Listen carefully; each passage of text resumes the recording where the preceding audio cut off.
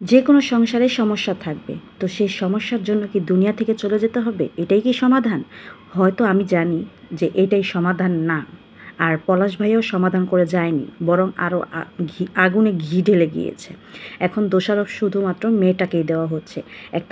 আমি একটা কথা বলতে চাই, একটা মেয়ে কি বিয়ের আগেই বা বিয়ের পরপরই এই চিন্তাটা করে যে আমি শ্বশুরবাড়ি গিয়েই শয়তানি করব, শ্বশুরবাড়ি গিয়েই মুখে মুখে তর্ক করব, শ্বশুরবাড়ি গিয়েই ঝগড়া বিবাদ করব, এগুলা চায়?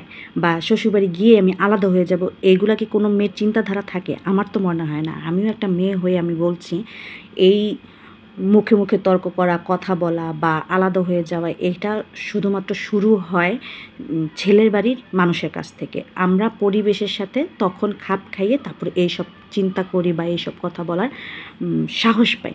এখন কথা হচ্ছে, আপনারা মেয়েটাকে কেউ খারাপ বলতে পারবেন না, কারণ সমাজে এক হাতে কোনো সময় তালি বাজে না। হয় শাশুড়ির কোনো দোষ ছিল, এমনকি আছে, দোষ তার আছে, এটা আমরাই সবাই দেখতে পাচ্ছি। আমি আজকে কোনো পেজে সময়ই দেইনি, আমি শুধুমাত্র আমার আইডিতে ঢুকে খালি তাদের কথাগুলো দেখেছি। সে খুব সুন্দর একটা শাড়ি পরে ভাত খেতে খেতে ইন্টারভিউ দিচ্ছে, এটা সেটা বলে বলে ইন্টারভিউ দিচ্ছে, আর শুধুমাত্র বউয়ের বদনাম করছে।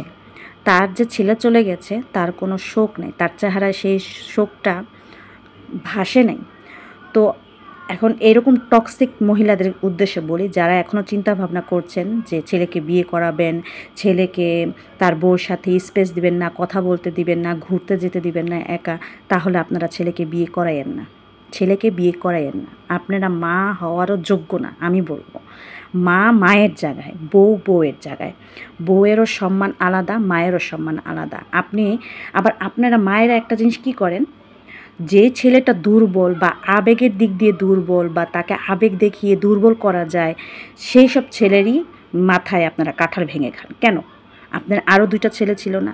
সেই মহিলার উদ্দেশ্যে আমি একটা কথা বলতে চাই, তার 3টা ছেলে, সে চাইলেই পারত 3টা ছেলের বাসায় 4 মাস করে 1 বছর কাটায় দিতে। এরকম করে ঘুরে ফিরে থাকতো না, একজনের কাছেই থাকবে, কারণ সে জানতো সে পলাশ ভাই এরকম দুর্বল, বা তাকে এরকম করে দুর্বল করে বা কথা বলে আমি তার কাছে থাকতে পারবো, হ্যান ত্যান এরকম। আবার শুনেছি মেয়েটা নাকি গরিব ঘরের, এটাও একটা উদ্দেশ্য আছে, গরিব ঘরের থেকে নিয়ে আসছে যাতে চাপ সৃষ্টি করতে পারে, কথা বলাতে পারে, নির্যাতন করতে পারে, মানে এরকম ইত্যাদি অনেক কিছুই হতে পারে। তো আমার আজকে এই কথাগুলো বলার কারণ হচ্ছে, আমার সারাদিনে আমি আজকে খুব মেন্টালিটি প্রেশারে গেছে, আমি মানে মাথা থেকে সরাতে পারছিলাম না, এর জন্য আপনাদের সাথে একটু শেয়ার করা।